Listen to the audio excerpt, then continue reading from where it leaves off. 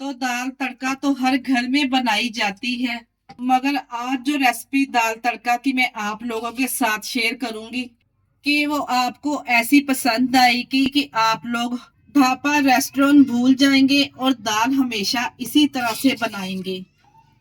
बिस्मिल्लाहिर्रहमानिर्रहीम। अस्सलाम वालेकुम। कैसे हैं मेरे प्यारे प्यारे व्यूवर्स? उम्मीद करती हूँ सब खैरियत से होंगे, खुशहाल होंगे। जहां भी रहें खुश रहें, आबाद रहें। तो आज आयशा के किचन में बनने जा रही है जबरदस्त दाल तड़का की ऐसी रेसिपी जिसको हम मिनटों में बनाकर तैयार कर लेंगे। ये साबुत मसूर की दाल किस तरह से बनाई जाती है, किस तरह से इसका तड़का तैयार किया जाएगा, कौन कौन से मसाले हम इसमें ऐड करेंगे जिससे इसका असल फ्लेवर आएगा। लोग कहते हैं कि जब हम दाल बनाते हैं, साबुत मसूर बनाते हैं, यानी कि वो घुल जाते हैं, मैश ही हो जाते हैं। आज की रेसिपी देख ले, यकीन जानिए आपके तमाम मसलों का हल इस रेसिपी में आपको मिल जाएगा। चले जी, फिर देर किस बात की, इस टेस्टी दाल तड़का की रेसिपी को बनाना स्टार्ट करते हैं। चलते हैं रेसिपी की तरफ। देसी स्टाइल साबुत मसूर की दाल बनाने के लिए यहाँ पे हमने दाल ले लेनी है। 2 कप यहाँ पे मैंने साबुत मसूर लिए हैं।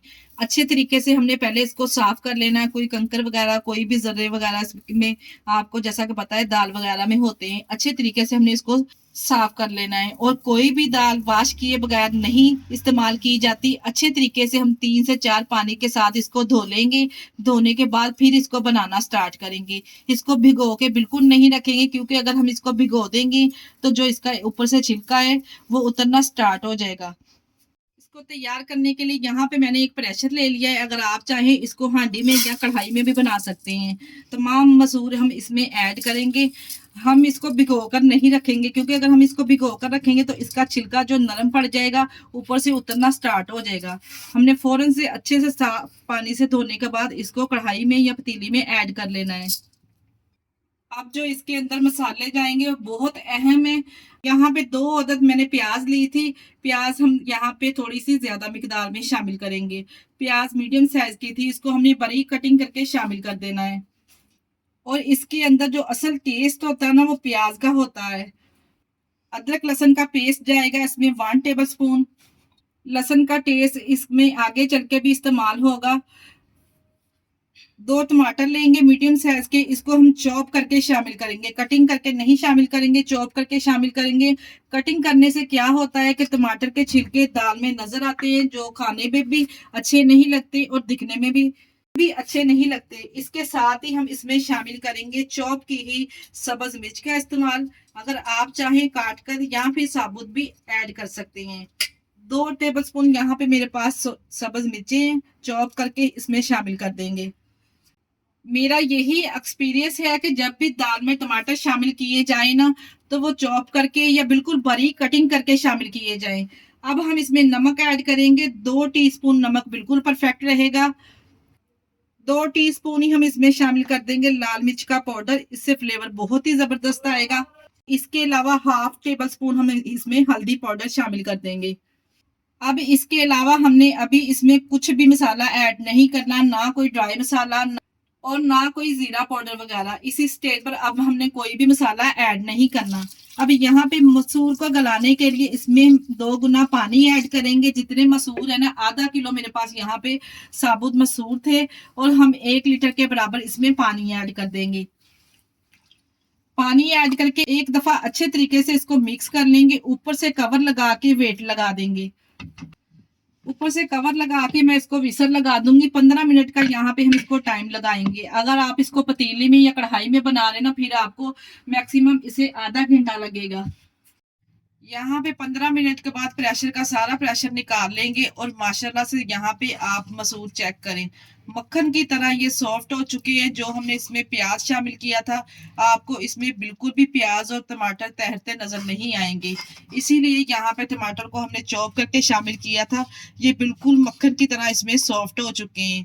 अब हम इसका टेस्टी सा तड़का तैयार करेंगे, जिससे इसका असल फ्लेवर आएगा। आपने वीडियो को स्किप किए बगैर देखना है कि इसके तड़के में ऐसे कौन से सीक्रेट मसाले जाएंगे जिससे इसका फ्लेवर और बढ़ जाएगा।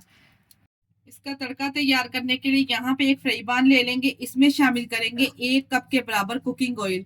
अगर आप चाहें तो आप घी का इस्तेमाल भी कर सकते हैं, जो भी आप लोग अपने घर में इस्तेमाल करते हैं, घी या ऑयल। अब हम इसमें शामिल करेंगे 1 टीस्पून साबुत सफेद जीरा। 20 से 30 सेकंड के लिए यहाँ पे जीरे को अच्छे तरीके से हम ऑयल के साथ फ्राई कर लेंगे, ताकि इसका अच्छा सा फ्लेवर ऑयल में आ जाए। जैसे जीरा अच्छे तरीके से देखे जी यहाँ पे भुन जाएगा, तो हम इसमें शामिल कर देंगे चॉप किया हुआ लहसुन। 1 टेबल स्पून यहाँ पे मेरे पास लहसुन है, जिसको हमने बिल्कुल चॉप करके शामिल कर दिया है। अब जो दाल में असल फ्लेवर आना है ना, जो मैं सीक्रेट फ्लेवर की बात कर रही थी, वो यही है। असल फ्लेवर इसी लहसुन की वजह से इसमें आना है। कुछ लोग लहसुन इसमें शामिल करते हैं, वो बिल्कुल तो या इसको ब्राउन कर देते हैं या फिर लहसुन को जला देते हैं, जिससे उसका फ्लेवर बिल्कुल खत्म हो जाता है और दाल में भी अच्छा फ्लेवर नहीं आता। यहाँ पे इसको कितना फ्राई करना है मैं आपको बताती हूँ। बिल्कुल मीडियम फ्लेम पे हमने सुनहरी गोल्डन सा कलर हमने इसको देना है, और बिल्कुल मीडियम फ्लेम पे यहाँ पे हमने ये काम को करना है, क्योंकि अगर आंच हम ज्यादा करेंगे ना, तो फिर ये जल्दी से कलर पकड़ लेगा। यहाँ पे देखिए जी, लहसुन को हल्का सुनहरी गोल्डन कलर आना स्टार्ट हो चुका है। इसी स्टेज पर हम इसमें शामिल करेंगे कटिंग की हुई सब्ज मिर्चें। सब्ज मिर्चें कच्ची भी शामिल की जाती है दाल में, पर इस तरह से थोड़ा सा हम इसको फ्राई करके शामिल करेंगे ना, तो आपको ज्यादा बेस्ट रिजल्ट मिलेंगे। अब यहाँ पे इसके साथ ही मेरे पास ड्राई वाली 4 से 5 रेड वाली मिर्चें, ये भी साथ में शामिल कर देंगे, और फ्लेम को हम इसी स्टेज पर बंद कर देंगे, क्योंकि अगर हम इसको और फ्राई करेंगे तो लहसुन जलना स्टार्ट हो जाएगा। और ये हमारा दाल का जबरदस्त सा तड़का तैयार है। जबरदस्त सा तड़का यहाँ पे दाल में हम शामिल करेंगे। तड़का ऐड करने के बाद मैंने इसमें शामिल कर दिया है ढेर सारा सब्ज धनिया। अभी यहाँ पे वीडियो कंप्लीट नहीं हुई। अब हम इसमें शामिल करेंगे 1 टीस्पून होममेड गरम मसाला। यहाँ पे दोनों चीजों को डालने के बाद अभी यहाँ पे हमने इस फ्लेम को बंद नहीं कर, दम वाले फ्लेम पे यहाँ पे हमने 2 से 3 मिनट के लिए ना यहाँ पे इसको पकने के लिए छोड़ देना है। कुछ लोग क्या करते हैं, तड़का लगाते हैं और फौरन से फ्लेम को बंद कर देते हैं। ऐसा ना किया करें, क्योंकि जो हमने तड़का लगाया ना, उसका असल फ्लेवर तो आता ही नहीं है फिर दाल में। जब आप लोग इस तरह से तड़का इसमें शामिल करते हैं, बिल्कुल दम वाला फ्लेम या जीरो फ्लेम पे ना आप थोड़ी देर के लिए इसको छोड़ दिया करें, ताकि तड़के का अच्छा सा फ्लेवर दाल में आ जाए। 2 मिनट के बाद यहाँ पे मैंने कवर को हटा लिया है, और माशाल्लाह से अब यहाँ पे आप लोग दाल की लुक चेक करें, और यहाँ पे आप दाल का टेक्सचर चेक करें। ये बिल्कुल भी नहीं इसमें घुली है, देखे जी इसका दाना भी नजर आ रहा है, और एकदम ये सॉफ्ट बनके तैयार हुई है। ये नहीं है कि आपको इस तरह से ये दाल खड़ी खड़ी नजर आ रही है, अच्छे तरीके से सॉफ्ट नहीं हुई। यकीन जानिए ये मक्खन की तरह अंदर से सॉफ्ट हुई है। गर्मा गर्म प्यारे से बॉल में इसको डिश आउट करेंगे, और माशाल्लाह से आप इसकी लुक देख के अंदाजा लगा सकते हैं ये कितनी मजेदार बनके तैयार हुई है। आप इसको उबले हुए चावलों के साथ सर्व कीजिए, पराठे के साथ, या फिर इसके अलावा नान पूरी के साथ भी सर्व कर सकते हैं। यकीन जानिए आपको खाकर मजा आ जाएगा। आज की वीडियो आप लोगों को कैसी लगी, आप लोगों ने मुझे कमेंट बॉक्स में लाजमी बताना है। ये लीजिए जी, यहाँ पे मैंने प्यारे से बोल में इसको डिश आउट कर लिया है। बहुत ही जबरदस्त शानदार ये दाल बनके तैयार हुई है। अगर रेसिपी ट्राई करें तो मुझे अपना फीडबैक लाजमी दिया करें, और आप हमारी वीडियो किस सिटी से वॉच कर रहे हैं हमें कमेंट बॉक्स में लाजमी बताया करें। मुझे आप लोगों के प्यारे से कमेंट का इंतजार रहेगा। इसके साथ ही मुझे दीजिए इजाजत। अपना बहुत सारा ख्याल रखिएगा, और हमें दुआओं में याद रखिएगा। हमारे चैनल को लाइक और सब्सक्राइब करना ना भूलिएगा। ओके, अल्लाह हाफिज।